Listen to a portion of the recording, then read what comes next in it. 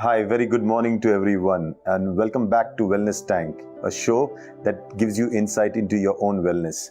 And today we are going to have a very important discussion on Ayurveda and Prakriti. Prakriti basically is a very interesting topic that inspired me actually. मुझे वो इतना पसंद है क्योंकि उससे इंसान की क्वालिटीज पता चलती है और फिर वो क्वालिटी अगर पता चली so you can actually adjust with that person, you can use that person and you can also use it for yourself because you can then live a better life. So today for this discussion to take forward, we have within our team here a panel of experts from the Ayurveda field. We have Dr. Sneha, who is an Ayurveda physician. Thank you, sir. So welcome to the show, Dr. Sneha. Thank you. And we have Dr. Smitha, Ayurveda physician. You're also the head consultant at DXN Clinics. Yes, sir. Yeah. You all three work at the DXN Clinics, and you have Dr. Aishwarya. Yes. And you're the MD in pharmacology. Yes. Right? Medicine. Okay. So today we are going to have a discussion, and आज का discussion होगा प्रकृति पे. तो ये प्रकृति है क्या? क्योंकि दोषा तो हमने किया था, वाता पिता कफा. तो ये प्रकृति का क्या रिलेशन है दोषा के साथ? Who's going to answer first? Yeah, you, Dr. Sneha? या दोषा एक्चुअली सुश्रुत जो है उन्होंने बताया गया है कि त्रिदोष जो है तो त्रिदोष के इन्फ्लुएंस से ही प्रकृति बनती है. तो प्रकृति at the birth he determine होती है. जब हम मदर के वूम में होते हैं, गर्भाशय में होते हैं, तभी हमारी प्रकृति डिसाइडेड होती है. जिस तरीके से वो खाना खाती है ड्यूरिंग द प्रेगनेंसी, जिस तरीके से वो डेली रूटीन फॉलो करती है, जो शुक्र शोणित होते हैं, जैसे मैंने कहा कि स्पर्म एंड ओवम, इससे ही हमारी प्रकृति एट द बर्थ डिटरमाइन होती है, डिसाइडेड होती है और वो लाइफ टाइम कभी भी चेंज नहीं होती. मतलब माँ जो संस्कार करेगी, Yes. उसी संस्कार से वो उसी बच्चे की तरीके की प्रकृति बनेगी. ओह, ओके. आपको कुछ कहना है? You want to तो add some? ये सिर्फ मतलब मातृज भाव के ऊपर डिपेंड नहीं होता है. चरक संहिता में इसके 6 फैक्टर्स बताए गए हैं, जैसे कि देश प्रसक्ता, कुल प्रसक्ता. देश लाइक आप रेस आपका कौन सा है, फैमिलियर बैकग्राउंड क्या है, और उसमें आपके eight the time of conception mother और फादर का रोल क्या है, मतलब उनका बिहेवियरल पैटर्न्स और उनके थिंकिंग पैटर्न्स कैसे है वो भी डिपेंड करते हैं. यूट्रस का कंडीशन भी डिपेंड करता है. तो ये सारे 6 फैक्टर्स बहुत अच्छे बताए गए हैं, जिसमें पूरा वेदर भी आप कौन से देश में जन्म ले रहे हैं वो भी डिपेंड करता है प्रकृति के ऊपर. और वयों के अनुसार भी प्रकृति होती है, जैसे कि बाल वय में कफ प्रकृति के ज़्यादा दिखाई देते हैं, तो वय के अनुसार भी ये प्रकृति डिसाइड होती है. So जन्म के वक्त ये ऑलरेडी डिसाइडेड होती है, right? So it's when you're born with it, you're born with a prakriti. Yes. And there are so many conditions. The mother's conditioning, मतलब जो माँ के ऊपर संस्कार होते हैं या माँ जो संस्कार करती है खुद पे उस पीरियड में, वो 9 महीने जो जैसे गर्भ संस्कार भी कहते हैं हम लोग, प्लस वो देश काल, प्लस उसके पिता की प्रकृति, जब उसने before the conception, eight the time of conception उसने क्या बीज में डाला है, उसकी प्रकृति भी उसमें कंट्रीब्यूट करेगी, राइट? इतने सारे फैक्टर्स मिला के ओके, जैसे आपने बोला देश का भी इफेक्ट होता है कि कौन से एनवायरनमेंट में आपका बच्चा कंसीव हुआ है, ये सब मायने रखता है, right? So is it decided at birth and it doesn't change? What is it? No, it doesn't. It is like a unique constitution for every individual. जो एक बार डिसाइड कर लिया है, जैसे हर एक इंसान अलग अलग दिखाई देता है, जैसे हमारे फिंगरप्रिंट्स भी अलग अलग होते हैं, उसी तरह ये कॉन्स्टिट्यूशन जो एट बर्थ डिसाइड हुआ है वो लाइफ लॉन्ग वैसे ही रहता है. तो उसके बेसिस पर ही उनको कौन सी व्याधि होने वाले हैं, कौन सी तकलीफ़ें होती है, उनका स्वभाव कैसा होता है, ये सब उसी टाइम पे डिसाइडेड होता है. मतलब भले माँ बाप सेम होते, बच्चे अलग अलग होते हैं ना, right? Even twins don't look like. और हर एक का नेचर भी अलग होता है. तो इसका मतलब ये आपने जैसे कहा कि सिर्फ माँ बाप या सिर्फ संस्कार पे नहीं, उनके बहुत सारे अदर फैक्टर्स भी मिलके वो बच्चे के ऊपर जो संस्कार हो जाते हैं, तब वो बच्चा उस प्रकृति से पैदा होता है, right? If I am correct. So फिर प्रकृति अगर कभी चेंज ही नहीं होने वाली है, then why are we all doing all this, क्यों करें? क्योंकि हमें जब हमारी प्रकृति पता होती है, सपोज हमें वात पित्त कफ ये 3 प्रकृति बताई गई है, मेन प्रकृतिज है, तो उसके बेसिस पे अगर हमें पता है कि हमारा ये नेचर है, तो उसके लिए मैंने क्या करना चाहिए, क्या नहीं करना चाहिए, ये हम You can decide early, yeah. Yes. So to avoid unnecessary consequences उसके जो है, या फिर ट्रीट करने के लिए भी वो फायदेमंद होता है। Okay, that's good. Every individual should be aware of their own प्रकृति, क्योंकि अगर उन्हें उनकी प्रकृति पता होगी तभी वो क्या खाना है, कैसे डेली रूटीन फॉलो करना है, किस तरीके की लाइफ, हमारी लाइफस्टाइल हेल्दी बनाने के लिए वो उस तरीके से फिर डेली रूटीन्स फॉलो कर। It's like know yourself. Yes yes. And how is it determined then? फिर कैसे determine कैसे करोगे प्रकृति? जैसे हम कैटेगराइज करते हैं लोगों को, क्लासिफाइज करते हैं बहुत सारे लोग, जैसे सन साइंस के ऊपर एज, जेंडर, उसके रिलेटेड भी क्लासिफिकेशन होता है। वैसे आयुर्वेद में ये क्लासिफिकेशन है दोषा के अकॉर्डिंग, लाइक सिंगल दोषा है वात पित्त कफ, बट उसमें द्वंद्वज दोषा भी आता है, लाइक वात पित्त पित्त कफ, ऐसे टाइप के 7 प्रकृति है। तो ये जो आपके फिजिकल अपीयरेंस है उसके ऊपर भी डिपेंड करता है आपकी प्रकृति कौन सी है। लाइक मस्कुलैरिटी आपकी क्या है, स्ट्रेंथ आपकी कैसी है, आप कैसे हो, थिन हो या फिर हेवी हो। फिजियोलॉजिकल कैरेक्टरिस्टिक्स भी है उसके अंदर, लाइक आपका एपेटाइट है, डाइजेशन है उसके ऊपर, और साइकोलॉजिकल फैक्टर्स भी है, जैसे बिहेवियर है, चॉइसेस है, प्रेफरेंसेस है, या फिर लाइक्स और डिसलाइक्स है। तो ये सारे फैक्टर्स है, इसके अंदर हम डिटरमाइन कर सकते हैं कि उसकी प्रकृति कैसी है। अब हम बार बार ये करें प्रकृति, लेकिन आदमी तो विकृति से सफर करता है, प्रकृति से सफर नहीं होना चाहिए। सो देन व्हाट इज विकृति देन? ओके, सो प्रकृति only valid for healthy person. Okay, जब आप अनहेल्दी होते हो, जैसे आजकल की लाइफस्टाइल है कि अगर आपकी प्रकृति कफ प्रधान है फिर भी आप में वात के डिसीजेस दिखते हैं, क्योंकि आज वो विकृति की तरफ चला जाता है।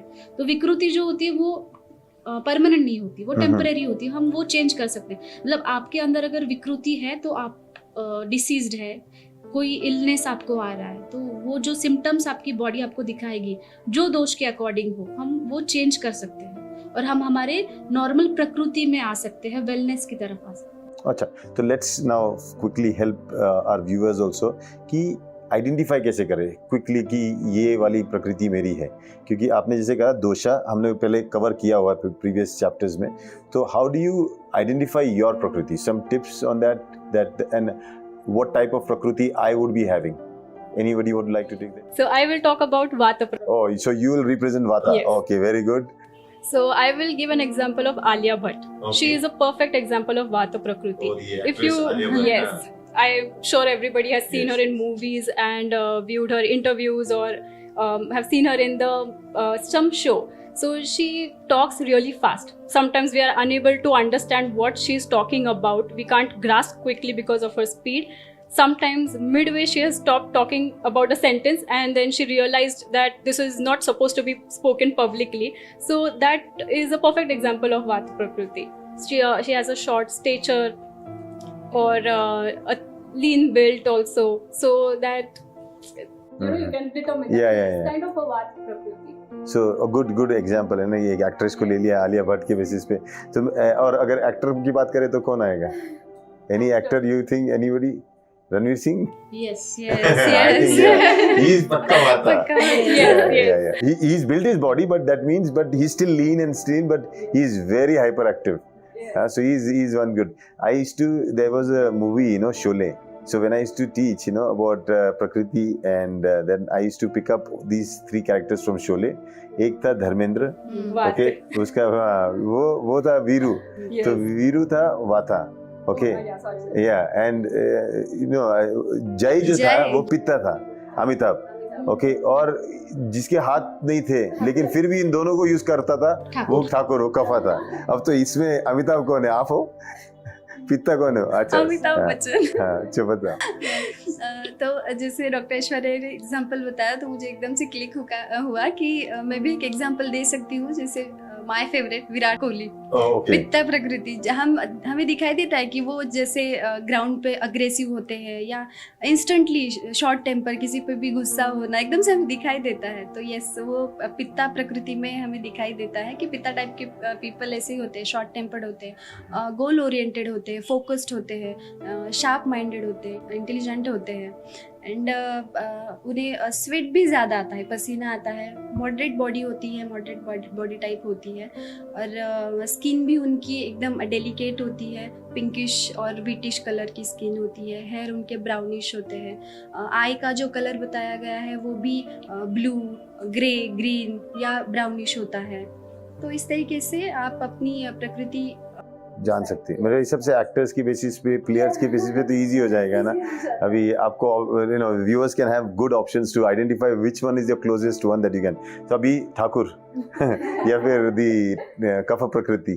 कफ प्रकृति का जो स्ट्रेचर होता है वो बहुत स्ट्रांग बिल्डअप होता है, मस्कुलर बॉडी होती है उनकी, जो पर्सनालिटी वो अट्रैक्टिव होती है, हेयर्स उनके थिक होते हैं और ब्लैक कलर के होते हैं ज़्यादा, उनकी स्किन ऑयली होती है, जनरली उनको एक्ने नहीं आते, ऑयली स्किन है, और रिंकल्स भी बहुत मतलब जल्दी नहीं आते हैं, उनकी एजिंग भी स्लो प्रोसेस होती है, और ये बहुत स्लो होते हैं, स्लो स्टार्ट करने में, कोई भी चीज़ स्टार्ट करने में स्लो होते हैं, लेकिन वो एट अ टाइम एक ही चीज़ पे फोकस कर सकते हैं, और बाद में उनका डाइजेशन भी थोड़ा सा वीक होता है, उनका वेट बहुत जल्दी से गेन हो जाता है। लाइक मेरे फ्रेंड्स हैं जो वात प्रकृति के हैं, वो मेरे जितना ही खाते हैं लेकिन उनका वेट गेन नहीं होता, और मुझे लगता है कि मेरा वेट क्यों गेन हो रहा है, क्योंकि मैं कफ प्रकृति हूँ। अच्छा। तो ये भी डिपेंड करता है। आईज का कलर भी है, और बाकी हेयर्स के बारे में तो मैंने बता ही दिया। अगर हम मूवीज के बारे में किसी एक्ट्रेस या तो 3 इडियट्स आपने देखी होगी सबने। मेरी तो फेवरेट है वो मैं बार बार देख सकती हूँ उसको। तो उसमें जो फरहान कैरेक्टर है वो जैसे बिल्डअप उसका हैवी है, स्ट्रेंथ है, और ये दोनों बहुत एक्टिव होते हैं। लाइक फरहान के साथ राजू श्रीवास्तव और Yeah, they're actually the perfect example for Vata Pitta हाँ, Kapha. yes. Like Rancho is Pitta, that like Yes. Farhan is Kapha Farhan and the other one is... आपको ये वो सीन याद होगा कि उसमें वो पेपर देने जाते हैं सबसे लेट उठ के, हाँ। पापा एडमिट होते हैं और वो सबसे लेट जाते हैं पेपर देने। जब पेपर उनको सबमिट करना होता है तब ये ब्रांचो पूछता है उनके सर को कि सर आप जानते हो हम कौन है? तो सर को पता नहीं होता और वो पेपर ऐसे उछाल के भाग जाते हैं, लेकिन ये दोनों भाग जाते हैं, राजू और रैंचो, बट फरहान को पता ही नहीं चलता भागना है, उसको लेट पता चलता है अभी भागना है। तो ऐसे वो लेट, तो ट्यूबलाइट है वो। हाँ लेट होते हैं अच्छा। कफ प्रकृति वाले, लेकिन वो स्लोली ग्रास्प करते हैं, लेकिन जो भी ग्रास्प करते हैं वो लॉन्ग टाइम रिटेन कर सकते हैं, वो इजीली कुछ भूलते नहीं हैं। तो ये क्वालिटीज हैं उनकी। So एक्ट्रेसेस में अगर किसी का नाम लेना है तो how do you think who is the closest real life में? अभी के कोई एक्ट्रेसेस में you think anybody having that trait? She now good Alia she got, okay, I think Priyanka would go in the pitta category. Pitta, yes. Rani Mukherjee वो थी, या okay, something like that, okay, good. Now ये प्रकृति आपने जैसे बोला ना, you told me that it's at the time of conception that it is decided, मतलब एक डाई बन जाती है, उस डाई के अंदर उस बच्चे का जन्म होता है, उस डाई को वो जिंदगी भर बदल नहीं सकता, वो उसके साथ रहना पड़ेगा, उसके लिए वो एक वरदान भी है और शाप भी है, राइट? अगर उसने उसको संभाला तो वरदान, और अगर उसने नहीं संभाला तो उसका शाप है, वो वही प्रकृति, राइट और wrong? Correct me if I am wrong, okay. But now my question is, एक बच्चे के अंदर ये तीनों प्रकृति कैसे देखा जाएगा? How do you see that in a kid, like let's say 1 to 5 year old kid? इसमें भी पता चल सकता है? बेटा है, ये मैं आपके बता बात सकती हूँ। आपका बेटा अभी कितने साल का है? How old? 2.5। 2.5 years, हाँ, so you tell me. तो यस, वो एग्जैक्ट पित्तव आता है। Okay. तो मुझे दिखाई देता है कि एकदम शॉर्ट टेम्पर है, उसे कुछ नहीं मिला तो वो जल्दी से चिढ़ जाता है, और शार्प भी है, खेलना बहुत पसंद है, वात है उसमें तो बहुत खेलता है, एक जगह पे वो बैठ नहीं सकता। और एक जैसे कफ का मैम ने बताया कि वो एक चीज़ अगर लेते हो तो कंप्लीट करके ही छोड़ते हैं। नहीं, मेरे बेटे को अगर एक खिलौना दिया जाए और दूसरा साइड में हो तो वो आधा खिलौना वो खेल के छोड़ के फिर बाद में उधर भाग जाएगा, इस तरीके बट ऐसे इस बात पे मेरे को, but I want to tell you that I do remember there are kids who if they like a doll they can keep playing with the doll till the long time, you know. They are most probably, I think, kapha. Yes. yes. वो attach हो जाते हैं उसके साथ, उसको वो संभाल के रखते हैं। आपका कोई लाइक बच्चे से कोई ऐसा पाला पड़ा है? आपकी तो शादी भी नहीं हुई बट शार्प माइंड का बताया जाए तो मेरा बेटा अभी 6 मंथ में हमने जो सिखाया था और जो टॉयज और उसका जो ब्लैंकेट है जो हमने उसे 6 मंथ में गिफ्ट किया था, तो वो अभी भी उसे वही ब्लैंकेट चाहिए। उस ब्लैंकेट के सिवाय वो सोता नहीं है, दूध नहीं पीता, कुछ भी नहीं। तो वो वैसे है कि उसे चीज़ें याद भी है। जब वो 6 मंथ का था तब से उसे जो खिलौने चाहिए, वो मिस नहीं होने चाहिए, वो कहीं जाने नहीं चाहिए। उसे एकदम से याद आता है तो उसे देने पड़ते हैं वो। So that's very interesting. We'll go back to how this will help a mother to take care of the child and understand the child better rather than treating the child to be like somebody else's child. This will be very interesting to know. So you're definitely Actually talk about like from the baby stage, because that is the stage where you actually come to know the Prakriti. There are some insights I'd like to highlight कि अगर बच्चा जो है वात प्रकृति का होता है तो वो बार बार उठता है, बहुत रोता है, interesting. continuously he will be crying, continuously he will need to be fed like after every 1.5 hour or 2 hours. जो पित्ता वाला है वो थोड़ी देर सोता है, टाइम होता है तो उठता है, रोता है, दूध पीने के बाद वापस से सो जाता है. So he has a moderate balanced होता है.